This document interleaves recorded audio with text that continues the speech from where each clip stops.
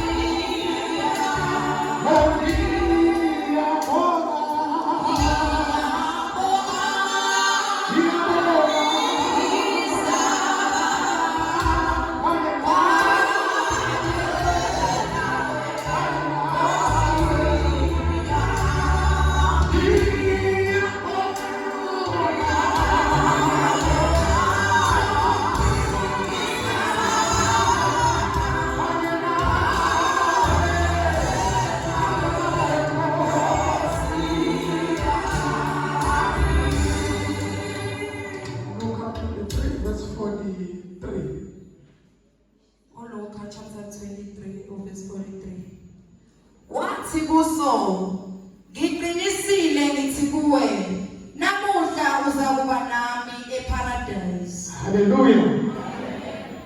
Siphile esikhathini lapho khona iy'thembiso eziningi ezenziwa abantu. Khona izinto eziningi ezishiwo abantu bathi namhlanje ngizokunikeza imali enjini.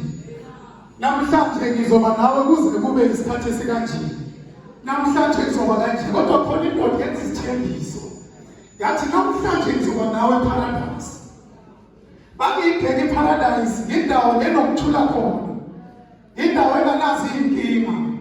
Njengoba sizile namhlanje la eTuba, ngenzeka ukuthi kuningi esibhekene nazo emakhaya. Sigezile sagqoka sababahle samabonakala ebantwini. Kodwa namhlanje uthi uJesu kule ndoda bekade iyonile. Namhlanje ngizoba nawe eparadise. Akunandaba ukuthi la uvela khona isimo sikanjani.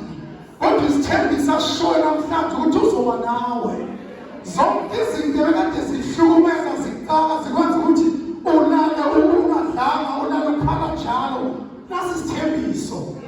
Namhlanje ngizoba nawe eparadise. Kusho ukuthi namhlanje ngizokususa kule ndawo kuyo ephalisayo. Ngelinye ilanga ukuse kule ndawo ozothi wawuye ujabule. Ngiyazi ukuthi ubolekile imali yokuza la wangena ey'kweletini. Kodwa uNkulunkulu uthi namhlanje ngizoba nawe eparadise. Akambalele zona zenzile, akambalele amaqala wenzile, kodwa unika isithembiso ukuthi ngizoba nawe kulesimo kuso eparadise. Kumnandi ukuba separadise ngoba ezinye izinto azisamatheki. Kumnandi ukuba separadise ngoba noma zivele inkinga sonokuthula. Kumnandi ukuba separadise ngoba bawulele ulala kwangempela. Awulali bese ngaphi kasho ukuthi konke kusasa abantwana ngibapha. Kodwa abantwana nje bayisangana euniversity. Ziningi iy'thembiso kodwa ngesisase-paradise. Ngiyasithanda ngoba lapho useduze noJesu kusho ukuthi useduze nokuthula. Bonke abantu bazula nje njengoba ku-Good Friday iyodwa into abayifunayo bafuna ukuthula. Kodwa uJesu uthi bangendawo eparadise izinto ziyoshintsha. Ungasaziblame ukuthi wena wenzelwe namacala anjani ngoba nayo indoda la beyonile azange ibalele ukuthi wena wenzeni. Kodwa ithenjiswe indawo engcono. Ngiyabonga